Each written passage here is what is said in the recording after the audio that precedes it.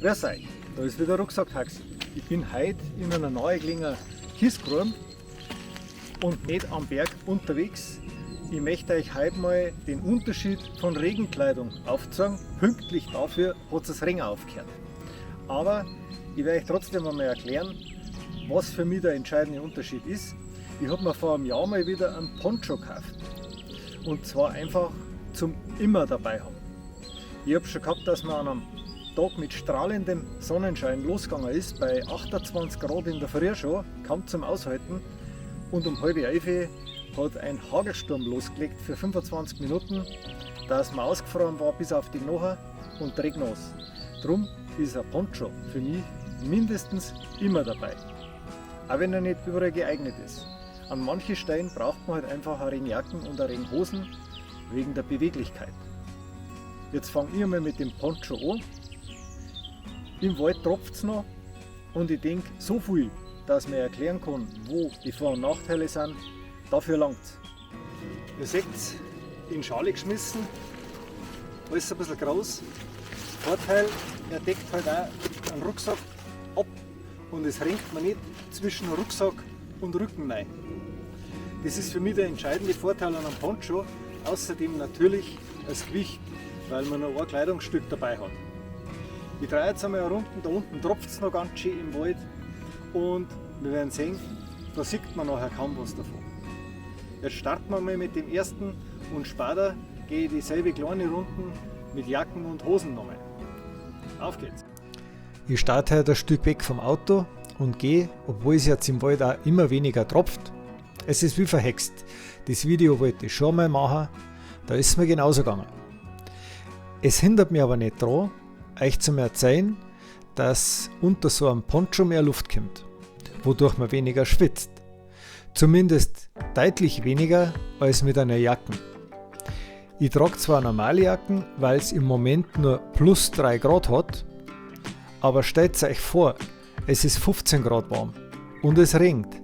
Dann herrscht schnell Saunastimmung unter der Jacke.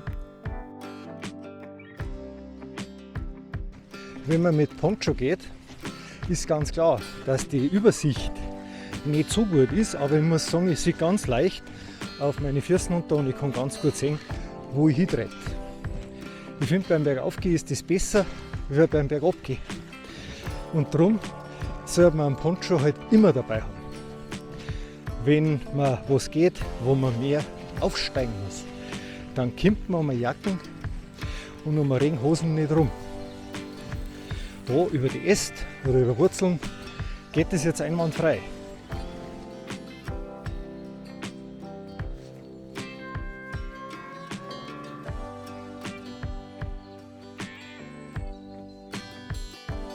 Die erste Runde, die endet gerade. Es ist wirklich so, ich schwitze jetzt noch gar nicht. Und ich bin doch ein Stück bergauf gegangen, bis mir warm wird. Es ist echt luftig. Ich habe seitlich ein paar Druckknöpfe angebracht. Das hat den Vorteil, dass der nicht einfach vorne und hinten so runterhängt. Und so klappt das gut. Ja, ich habe mich umgezogen und vorerst mal nur die Jacken. Weil ich einen realistischen Vergleich haben möchte, gehe ich jetzt dieselbe Strecken wie vorher nochmal.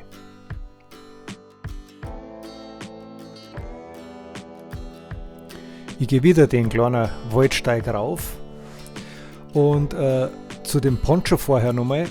Tatsächlich habe ich mir seitlich ein paar Druckknöpfe eingebaut. Sowas kann man ja in Sets kaufen.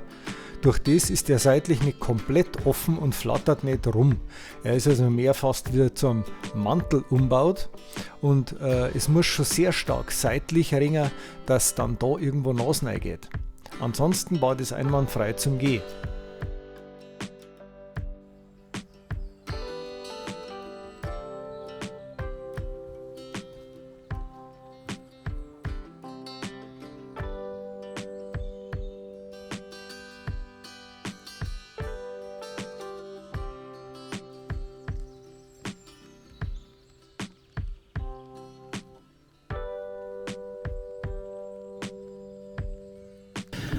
Wie schon vermutet, war es natürlich jetzt deutlich wärmer Und ich merke, wie ich nach ein paar Meter eigentlich, die ich jetzt erst gehe, schon anfange so richtig zum Dampfen. Ich werde euch jetzt mal zeigen, dass ich mir immer Hosen ausgesucht habe. Das ist mir am Berg ganz wichtig gewesen, wo man nicht aus die Schuhe raus muss, damit man die anziehen kann. Ich zeige euch jetzt kurz, was ich mir da zugelegt habe. Das ist auch was Einfaches, das nicht so viel Geld kostet. Aber ich weiß jetzt schon, wenn ich den anziehe, dann wird es richtig warm. Und das kann man halt bei 10 oder 15 Grad dann nicht mehr brauchen. Die Hosen ist in einem eigenen Sackerl drin. Das ist an der Hosen festgemacht, das ist verbunden und dann kann man es also nicht verlieren, wenn man es rauszieht. Es ist am Anfang ein bisschen umständlicher, weil man die Reißverschlüsse aufmachen muss. Am besten funktioniert das, wenn man es beide so knapp oberhalb vom Knie hat. Dann kommt man mit dem Schuh ganz gut rein und macht sie nicht so viel von der Regenhose innen dreckig. Erst einmal in die eine Seite rein, dann die andere, da ist dasselbe Spiel.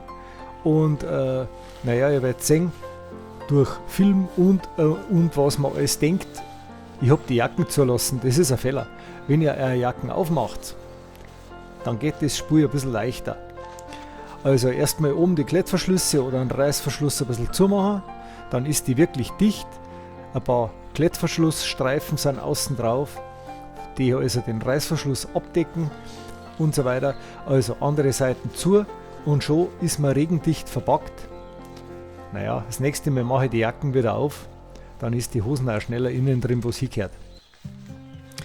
Es ist dann aber auch, wenn es jetzt nicht so stark regnet, aber man vielleicht durch hohes Gras geht, möglich, dass man bei der Hosen seitlich einen Reißverschluss aufmacht und dadurch, also naja, bei langem Gras den unteren Teil natürlich nicht, dass man da auch ein bisschen Luft reinlässt. Und trotzdem kann ich euch ganz sicher schon sagen, wenn ich jetzt mit dem losgehe, obwohl ich seitlich Lüftung auf habe, dann wird es richtig, richtig warm. Entscheidend ist für mich tatsächlich, dass ich es anziehen kann ohne große Verkleidung.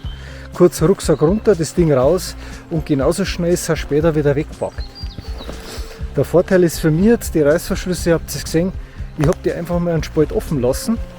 Wenn es nicht direkt von der Seite her regnet oder wirklich das Gras ganz nass ist, wo man durchgeht, dann kann man die offen lassen, dann kommt wenigstens ein bisschen Luft rein. Aber jetzt, sogar beim Bergabgehen, merke ich ganz deutlich, dass es wärmer ist, als wenn ich eben diese Regenhosen nicht drüber habe. Und da kann man sich vorstellen, wenn man jetzt am Berg mal noch 3 oder 4 Kilometer Abstieg hat, dass man dann wirklich durchgeschwitzt am Auto kommt. Naja, es hat halt alles seine Vor- und Nachteile. Ich hoffe, dass das auch ohne tatsächlich Regen jetzt so rübergekommen ist, wie ich es vorgehabt habe. Vielleicht erwischt es mich mal unterwegs, aber jetzt mache ich schon seit 2 Jahren Videos und ich habe es glaube ich erst einmal gehabt, dass es ganz leicht zu nieseln angefangen hat. Jetzt geht es gerade wieder zurück und dann ist das heute schon soweit beendet, was ich euch mal zeigen wollte. Ich hoffe, ihr wisst jetzt, wann ihr welche Art von Regenkleidung besser brauchen könnt. Ich verabschiede mich wieder und sage danke fürs Zuschauen. Vergesst bitte nicht, den Kanal zu abonnieren und viel Spaß beim Nachwandern. Schaut euch einmal die Liste Touren von Rucksackt-Taxi an. Sie ist sortierbar, filterbar. Ihr könnt euch besser informieren als wir nur in einer Wander-App.